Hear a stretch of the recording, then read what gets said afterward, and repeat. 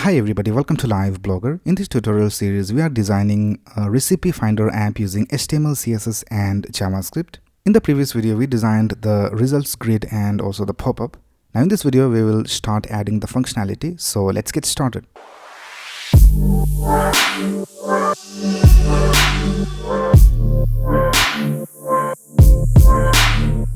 Right here we can see that the pop-up is being displayed. So let's go back to our HTML file and here let's add a class called hidden, because in our CSS we had this selector where if we have model container and also hidden, then the opacity will be set to 0. So let's go back over here and let's add a class of hidden over here. And now we can see that the pop-up is hidden. Right now let's go ahead and remove all of this from here, and we will generate all of these using JavaScript from the API. So this is the markup for the results grid. So I'll just delete all of this except the first one, so that we can have a reference of the HTML structure. And let's go ahead and comment this out. So now we can see that nothing is being displayed over here.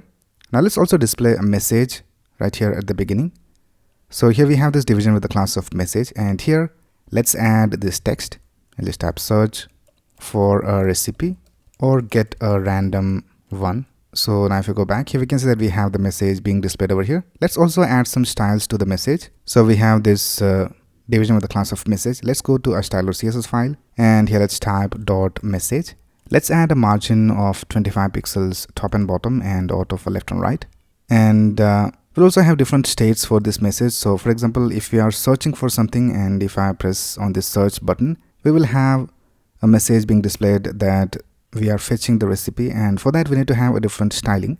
So here let's type message dot and let's add error. So if you have an error, then it will display this styling. So we'll set the color to DC3545, and we'll set the background color to F8D7DA, and we'll add a border of 1 pixel solid F5C6CB. And now if you go over here to our index.html file, and let's also add a class called error. And now we can see if we have an error, then this will be the styling.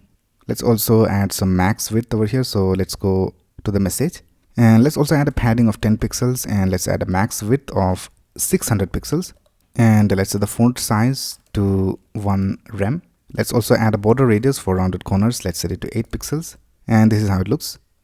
Let's go back over here, and we will have one more class called info or loading. So let's go ahead and write the styles for info. So let's type dot message dot info. We'll also have a class called loading. So let's type message dot loading, and here let's set the color to 17A2B8, and let's set the background color to D1ECF1, and let's set the border to 1 pixel solid BEE5EB.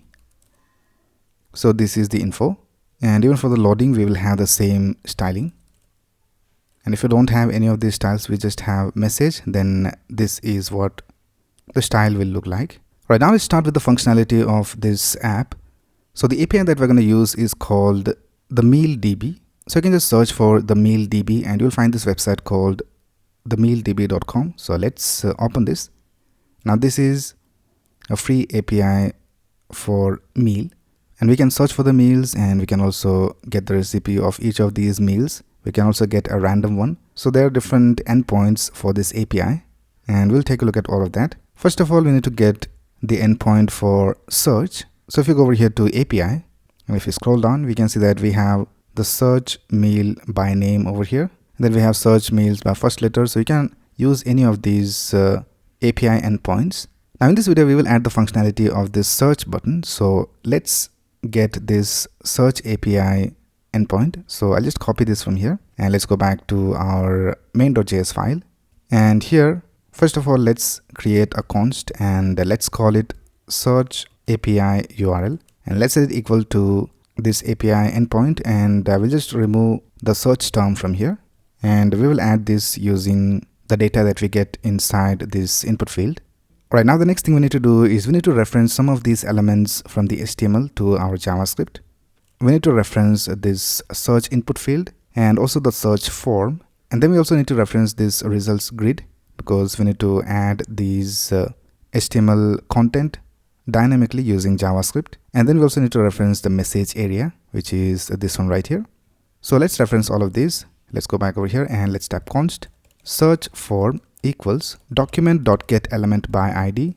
And for the search form, let's see what is the ID. So here we can see for the search form, we have this ID of search form. And then for the input field, we have this ID of search input. So let's type search form over here. And here let's type const search input equals document.getElementById. And let's type search input. And then we need to get the results grid. So here we have the results grid. We have this ID of results grid. So let's type const results grid equals document.getElementById results grid. And then we need to reference this message area. So we have this ID of message area.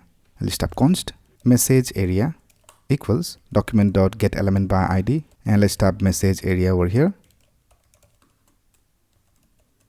Right now, the first thing we need to do is we need to get the data from this input field. So let's add an event listener for this search form. So let's type search form dot add event listener and let's listen for the submit event, and we get some data from here. So let's call it E.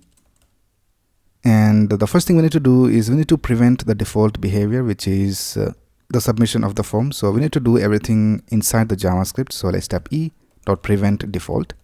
And the next thing we need to do is we need to get the search term. So let's type const search term equals, and we have the search input over here. So let's type search input dot value, and we'll also remove any extra spaces. So let's type trim. So this will give us the value of this input field. I'll just console.log it over here. Search term. And let's open the console. And let's type for something over here. So for example, if I type fish and if I click on search, we have the search term fish displayed over here. So anything we write over here will be displayed in our console. So now let's go back over here and we'll create a function to search the recipes. So let's type if we have a search term, then we'll just go ahead and call a function called search recipes. And let's pass the search term over here. And if you don't have a search term, then we'll just go ahead and show a message. So just create a function for showing the message as well. And we'll print this message called please enter a search term. And I'll just remove this console log from here. And now let's go ahead and create the search recipes function. So let's type async because this will be an async function. We're going to get the data from the API. So we'll just create this async function. Let's name the function, which is search recipes. And here we'll also get the query. So I'll just type query over here. Now let's also create this show message function. So let's type function show message, and we'll get the message over here. I'll just call it message.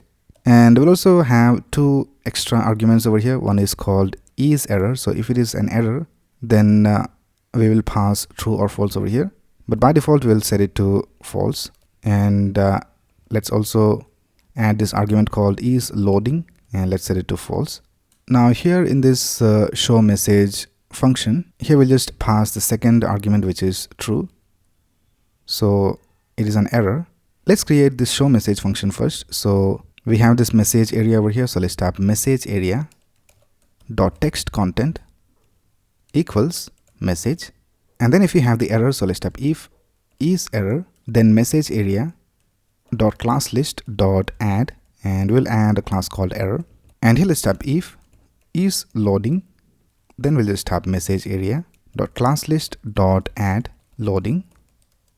Right now let's go ahead and press this search button, and we have this validation by the HTML itself. But if you go ahead and remove that, so let's remove this required, and if I press search, we can see that we have this error which says please enter a search term.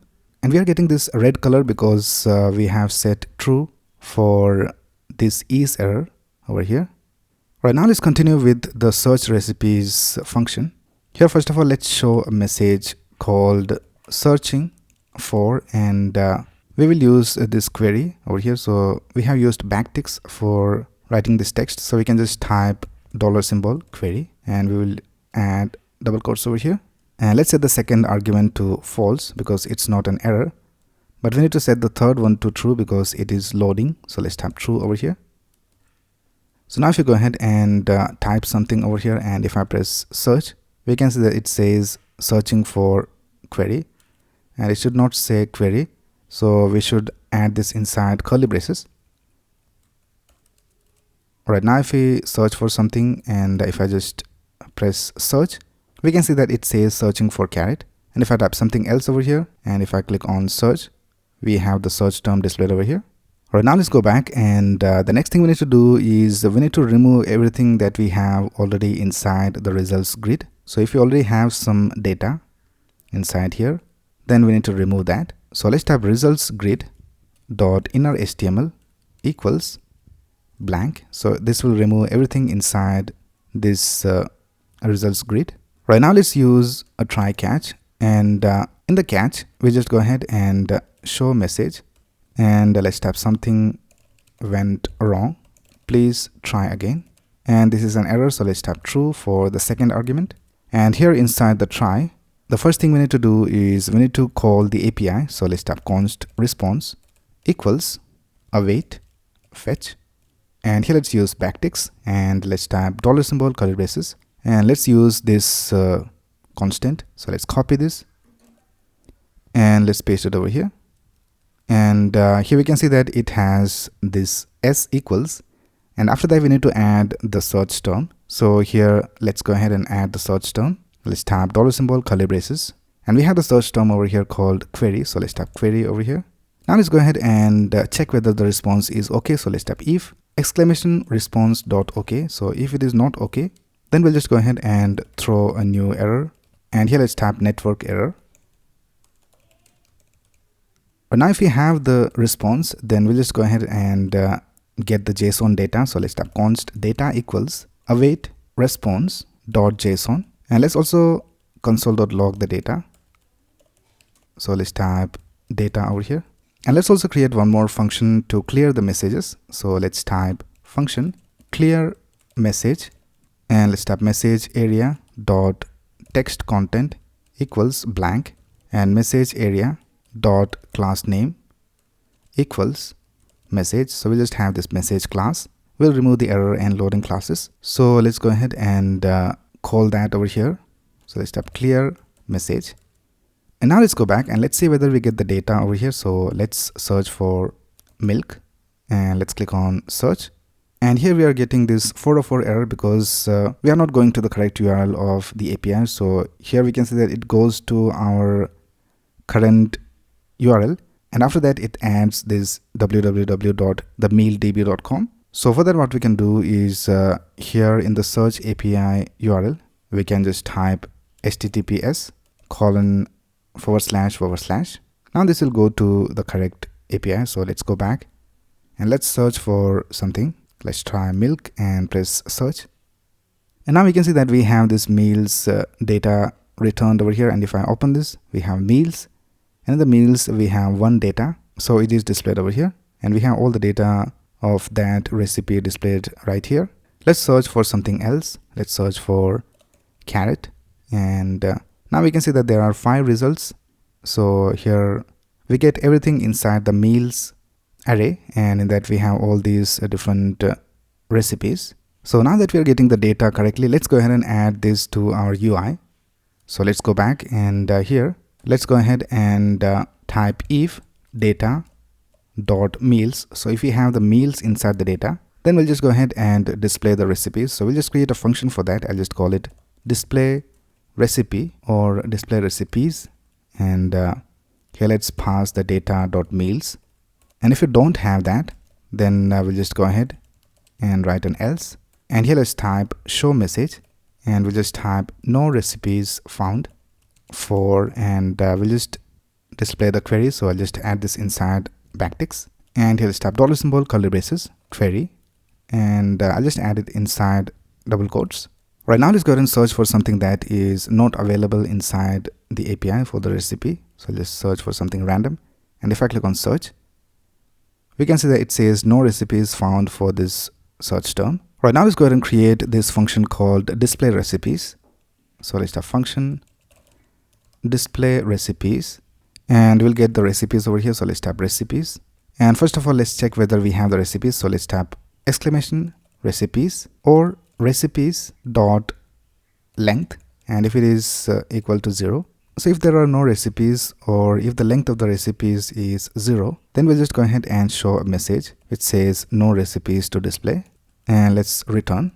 And now let's go ahead and loop through all these recipes if we have the recipes. So let's type recipes dot for each, and I'll just call each of the recipes recipe. Let's create an arrow function, and we need to create a div for each of these recipes with a class of recipe item.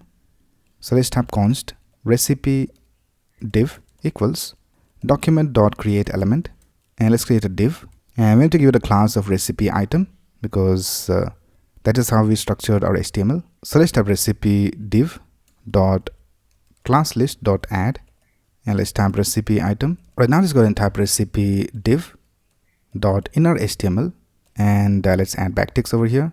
And here first of all we need to have an image, and then we need to have the S3. So let's type img src, and we need to set the search to $symbol curly braces, and let's type recipe, and let's go back to our website and let's see how it is structured. So let's type caret search, and here we have the meals, and we are passing the meals, and in that for the image let's see how it is structured. So for the image we have str meal thumb, so this is for the thumbnail. So let's go ahead and access this str meal thumb.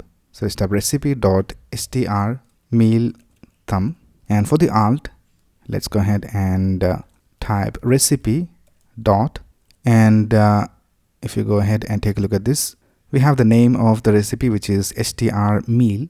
So let's type str meal over here. This will be the alt, and let's also type loading lazy.